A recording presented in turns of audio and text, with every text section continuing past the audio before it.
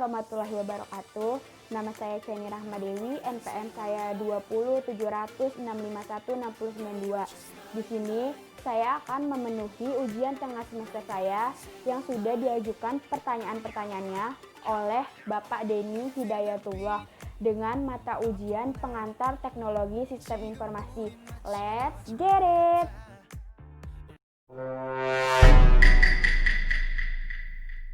Memiliki 3 tujuan. Yang pertama itu meningkatkan efisiensi operasional. Nah, efisiensi operasional ini diartikan sebagai keseimbangan antara output dan input yang bertujuan untuk menjalankan proses bisnis. Contohnya itu, sistem informasi ini memproses data, memproses transaksi bisnis, mengontrol proses industrial, dan meningkatkan komunitas serta produktivitas kantor secara efisien. Kenalkan inovasi dalam bisnis. Contohnya itu penggunaan ATM atau mesin ATM. Sistem informasi ini bertujuan untuk membangun sumber-sumber sistem informasi yang strategis. Contohnya ini membuat situs web atau mendaftarkan ke jaringan internet. Jadi perusahaan ini dapat mempromosikan usahanya atau memberikan informasi dan sarana komunikasi melalui situs web tersebut atau ke jaringan tersebut.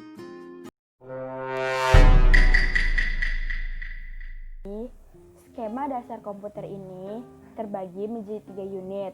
Yang pertama itu ada input, proses, sama output.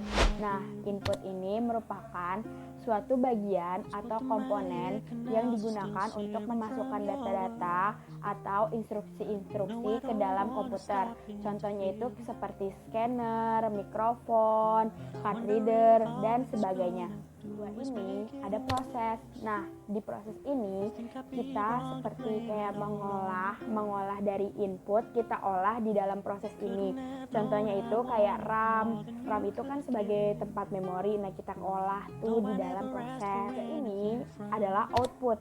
Nah, output ini komponen suatu komputer yang berfungsi sebagai tempat keluarnya hasil-hasil pengolahan yang dari proses tersebut. Contohnya itu ada monitor, speaker, terus ada printer.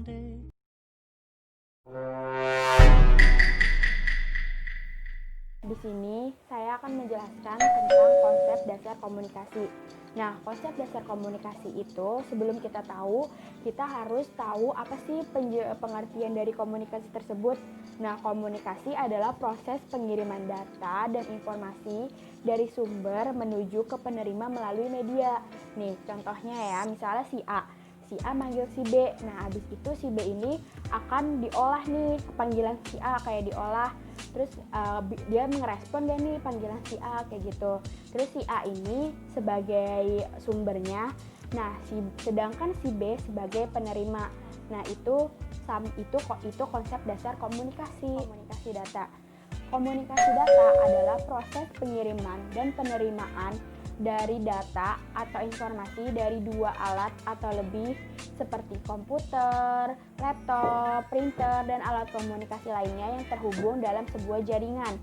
Nah, ada 3 hal nih yang dapat membuktikan komunikasi data. Yang pertama itu ada sumber data, yaitu sender.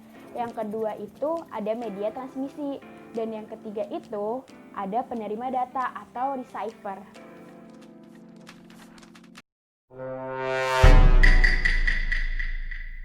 Manfaat dan kelebihan DBMS. Yang pertama itu, performa yang didapat dengan penyimpanan dalam bentuk database itu, manajemen sistemnya sangat besar. Terus yang kedua itu, integritas data yang dilakukan oleh DBMS ini sangat terjamin. Yang ketiga itu ada independensi. Nah, di independensi ini, perubahan struktur yang dilakukan oleh database ini kemungkinan tidak akan mengubah aplikasi yang sedang mengaksesnya. Nah, yang keempat ini ada sentralisasi. Nah, di sentralisasi ini, data yang terpusat ini akan lebih mudah dikelola oleh database. Yang kelima ini ada keamanan. Nah, keamanan dalam DBMS ini memiliki sistem keamanan yang fleksibel.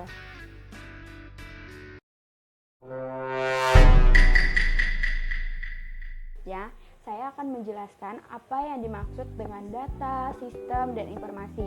Nah, data itu merupakan bahan mentahan sebelum dia menjadi informasi. Dia jadi kayak cuman bahan mentahan aja gitu. Nah, terus habis itu ada informasi. Nah, informasi ini bahan data tadi yang sudah diolah menjadi sebuah informasi dan sudah memiliki arti, terus sudah bisa digunakan nih di suatu perusahaan informasi tersebut. Nah, selanjutnya ada sistem. Nah, sistem ini dia yang akan kayak gituin informasinya dalam menyebarluaskan informasi tersebut. Dia kayak yang jadi operasinya gitu. Thank you for watching. Don't forget to like, comment, and subscribe and share. Okay, bye. See you next my video.